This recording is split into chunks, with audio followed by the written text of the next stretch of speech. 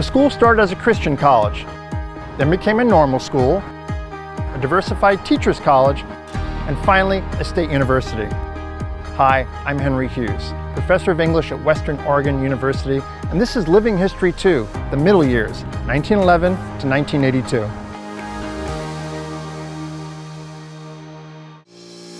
There's a big red book that captures the history of Monmouth and this university by Ellis A. Stebbins and Gary Huxford, titled Since 1856, Historical Views of the College of Monmouth. My name is Gary Huxford. I'm Emeritus Professor of History, Western Oregon University. I came to this university in 1961, fresh out of graduate school. My favorite course was a 420 course called Philosophy of History.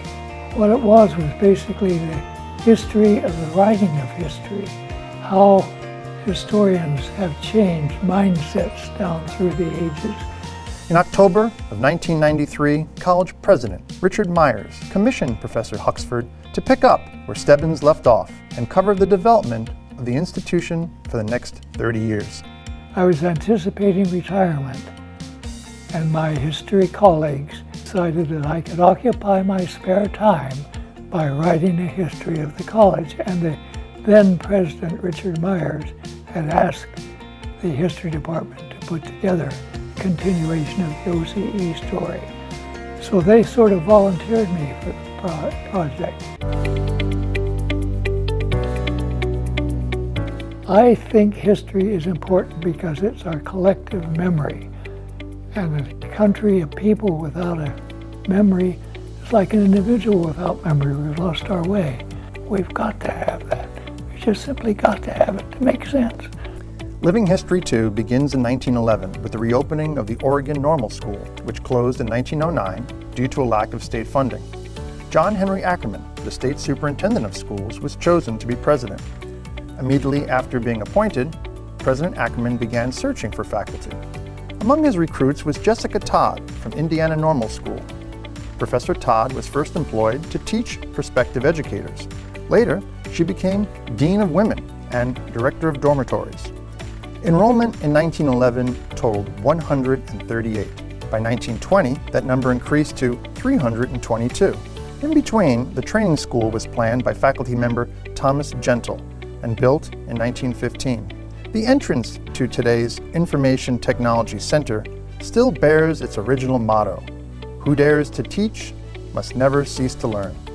By 1962, enrollment was about 1,200.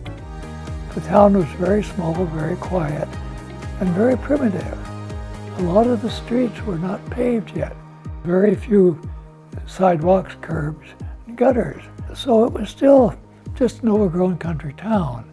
The campus was attractive in the sense that it had two distinguishing landmarks. One was the bell tower at Campbell Hall, and one was the Grove. Curriculum focused on teacher preparation, primarily elementary education. A new library was built. Intercollegiate athletics was growing, and the campus was expanding. Maskey Hall, the first residence hall for men, was constructed. And moving on, there's one event to remember: the infamous Columbus Day storm. The 1962 Columbus Day storm was devastating for campus, particularly Campbell Hall here behind me. I was teaching a class in the south wing of Old Main facing the Grove during the peak of the storm, and branches were flying off and crashing through the windows.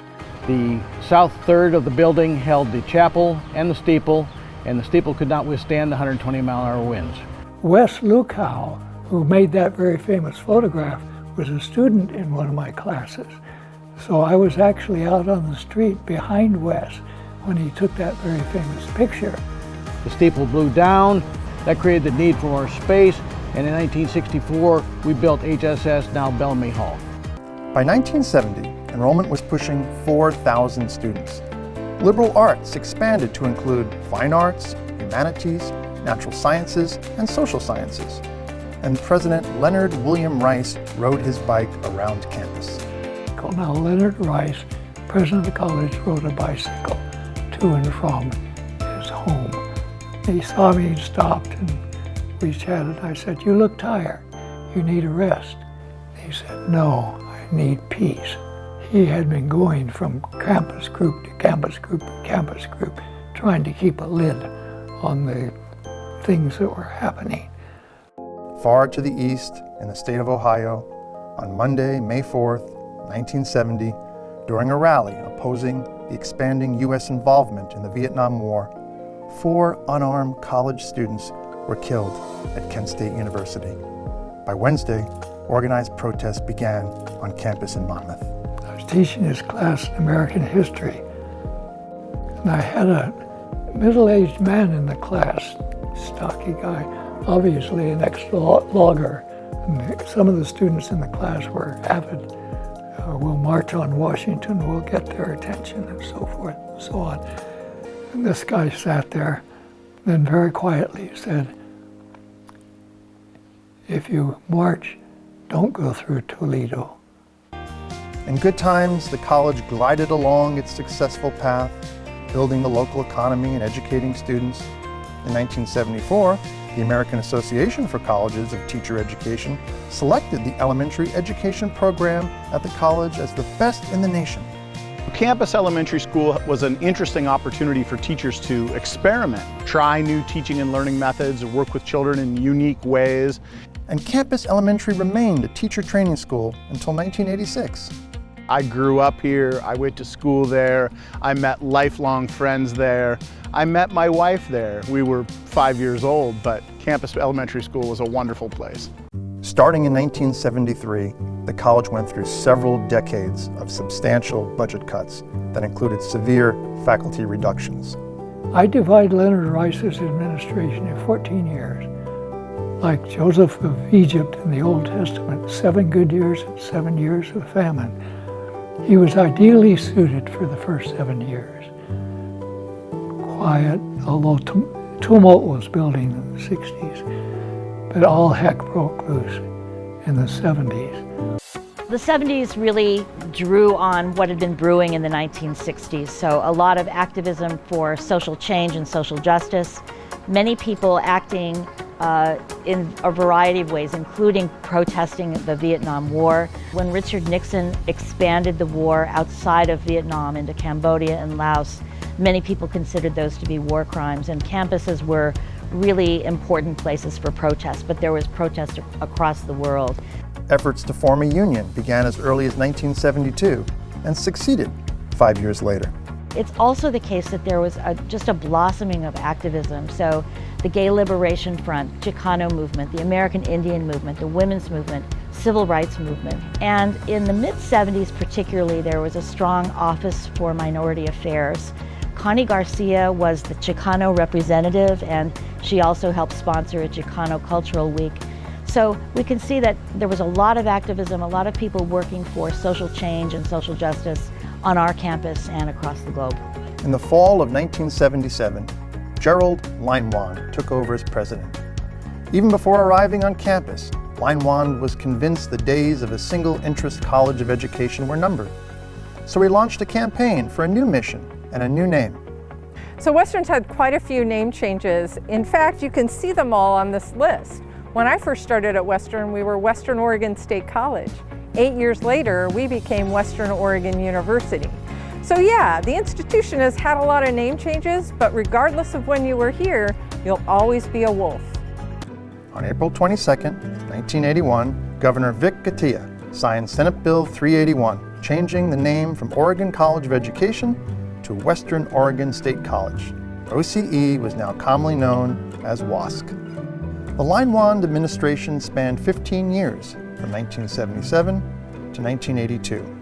Strapped for funds, President Leinwand enhanced the cultural life of campus and surrounding community. Theater and arts flourished, and so did athletics. But in 1978, the wood-constructed football stadium burned in a spectacular fire. For the next 2 seasons, the football team played before a home crowd seated on temporary bleachers. In March of 1982, Leinwand hand-delivered a letter of resignation. The college had a future, he said, but it would require someone willing to dedicate more years than he was willing to give under the financial circumstances. I think those days are behind us. I think the campus is assured now. For one thing, it's one of the loveliest campuses in the state system. Thanks to support from the state of Oregon and generous benefactors like the late Dr. Richard Woodcock, Western Oregon University continues to grow as a teacher's college, a liberal arts university, and a great place for students and talented young professors like Gary Huxford to get their start. Look out there. Is there any place in the world more lovely than that? This house that we're in. And all of this is a result of that little college down there. Western Oregon University is such an important part of the city of Monmouth, not only because of our history together, our current traditions and activities together, but bringing in the diversity, the ability to have arts and culture that we wouldn't have as a small community otherwise. And certainly the economic benefit of the university is integral to the city of Monmouth. Our success is Western's success, and Western's success is Monmouth's success. Western Oregon University is a special place not only because of its storied history, but also because of our unwavering commitment to student success. This community comes together to provide a supportive environment where everyone feels a strong sense of belonging and empowerment. We have a lot more stories to tell, and we're going to keep doing just that here at Western Oregon University.